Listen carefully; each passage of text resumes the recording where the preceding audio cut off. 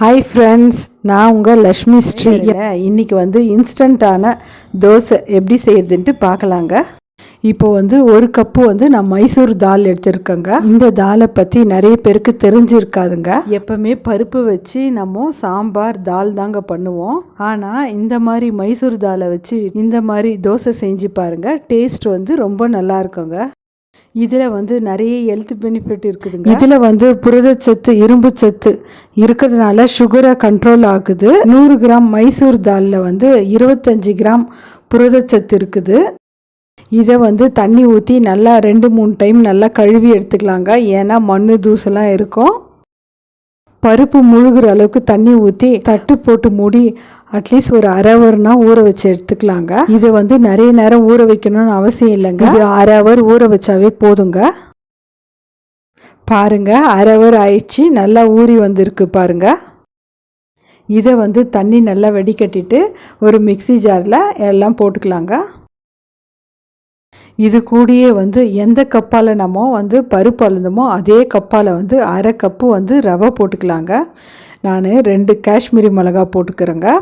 1/4 spoon சீரகம் போட்டுக்கிறேன். இந்த மாவுக்கு தகுந்த மாதிரி நான் 2 தக்காளி எடுத்துருக்கேங்க. சின்ன தக்காளி கட் பண்ணி போட்டுக்கிறேங்க. இதை நல்லா தண்ணி ஊற்றி நல்லா நைஸாக அரைச்சி எடுத்துன்னு வந்துடலாங்க. பாருங்கள், இந்த மாதிரி தான் நம்ம நைஸாக அரைச்சின்னு வரணுங்க. இப்போ நம்ம பவுலில் ஊற்றிக்கலாங்க.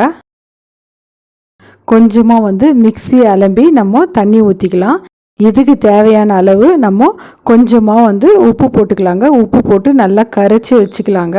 இப்போ இந்த மாவை நம்ம நல்லா தோசை மாவு பதத்துக்கு நம்ம கரைச்சிக்கலாங்க. இதுக்கு ஆப்ப சோடாவோ ஈனோவோ போட தேவையில்லைங்க. இதை புளிக்க வைக்க தேவையில்லைங்க. நம்ம உடனே அப்படியே ஊற்றிடலாம். இன்ஸ்டண்ட்டாக அப்படியே ஊற்றிடலாம். கொஞ்சமாக தண்ணி ஊற்றி தோசை மாவு பதத்துக்கு கரைச்சி எடுத்துக்கலாங்க. கேஸ் ஆன் பண்ணிவிட்டு தவா வச்சுக்கலாங்க. தவா நல்லா காஞ்ச உடனே ஒரு கரண்டி மாவு எடுத்து நம்ம எவ்வளோ மெலிசாக தேய்க்கிறோமோ அவ்வளோ மெலிசா தோசை நல்லா வருங்க. இதுக்கு 1 ஸ்பூன் நான் எண்ணெய் ஊற்றிக்கிறேங்க. நீங்கள் நெய் கூட ஊற்றி பசங்களுக்கு கொடுங்க. நம்ம நார்மலாக அரிசி வச்சு தோசை செய்கிறத விட இந்த மாதிரி தோசை செஞ்சு பாருங்கள். அதுவும் மைசூர் தாலில் தோசை செஞ்சு பாருங்கள். டேஸ்ட் ரொம்ப நல்லா இருக்குங்க. 2 பக்கமும் நல்லா திருப்பி போட்டு நல்லா வேக வச்சு எடுத்துக்கலாங்க. பாருங்கள், தோசை நம்ம தவால ஒட்டாத நல்லா வந்திருக்குது. 2 பக்கம் நல்லா வெந்துடுச்சுங்க. இப்போ தோசை எடுத்துடலாங்க.